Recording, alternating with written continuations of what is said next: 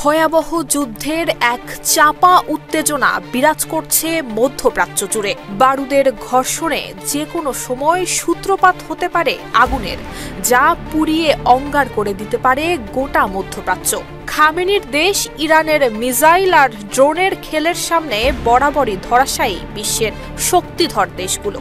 এবার সেই সব দেশের জন্য নতুন আতঙ্ক নিয়ে হাজির হলো ইরান। সেই অস্ত্রেই বদলে যেতে পারে প্রচলিত যুদ্ধের ধরন। ইরানের রাষ্ট্রায়ত্ত বার্তা সংস্থা মেহের নিউজ জানিয়েছে, দেশটির ইসলামী বিপ্লবী গার্ড বাহিনী সম্প্রতি নিজেদের প্রথম পিনপয়েন্ট লেজার বম্ব সিস্টেম প্রকাশ্যে এনেছে।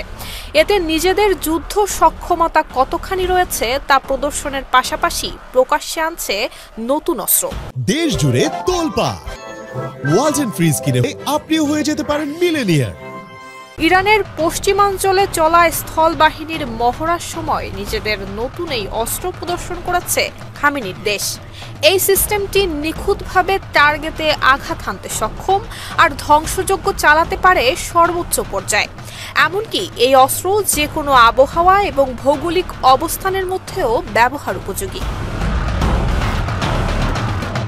লেজার প্রযুক্তিকে সামরিক খাতে ব্যবহারে গেল কয়েক বছর ধরেই চলছে গবেষণা। এরই মধ্যে যুক্তরাষ্ট্র এবং ইসরায়েলের মতো বিভিন্ন দেশে এই প্রযুক্তিতে অস্ত্র তৈরি হচ্ছে। এসব লেজার অস্ত্র দিয়ে ড্রোন, হেলিকপ্টার, মর্টার শেল এবং রকেটকে ভূপাতিত করা যায় অতি সহজে। আর তাই এই মুখ্য অস্ত্রই প্রকাশ্যে এনেছে ইরান, যা আতঙ্কের জন্ম দিয়েছে পশ্চিমা বিশ্বে।